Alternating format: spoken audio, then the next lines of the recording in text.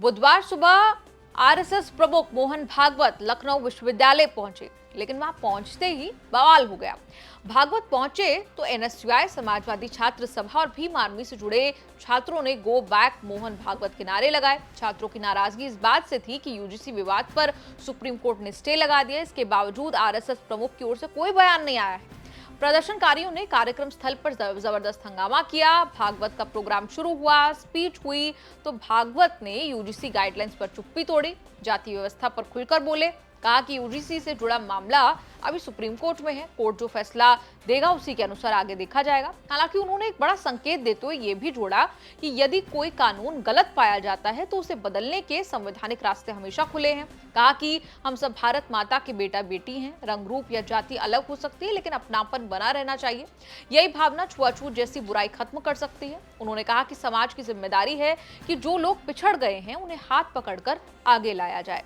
भागवत ने यह तक कह दिया कि जाति नाम की कोई व्यवस्था रहनी ही नहीं चाहिए। पहले ये काम के आधार पर थी, अब समय बदल गया है, जाति की दीवारें धीरे धीरे टूट रही हैं। भागवत ने आगे कहा कि हिंदू समाज में ताकत है लेकिन ये बटा हुआ है और स्वार्थ में फंसा है।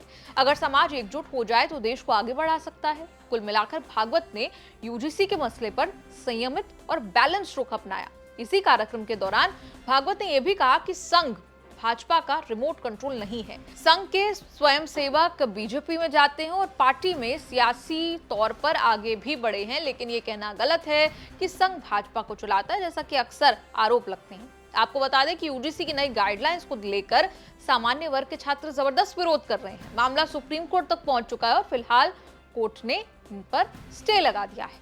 आपका इस रिपोर्ट पर क्या कुछ कहना है, कमेंट्स में लिखकर अपनी राय जरूर दें। राजनीति हो या क्राइम, संसद की बहस हो या सड़क की सच्चाई, बाजार की चाल हो या रोजगार की तलाश, देश की चर्चा हो या दुनिया की हलचल,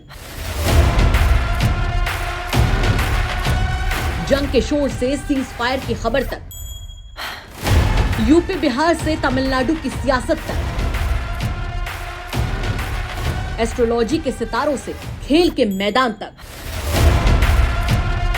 सच साफ सीधे अंदाज में देखिए तक 360, गली से ग्लोब तक।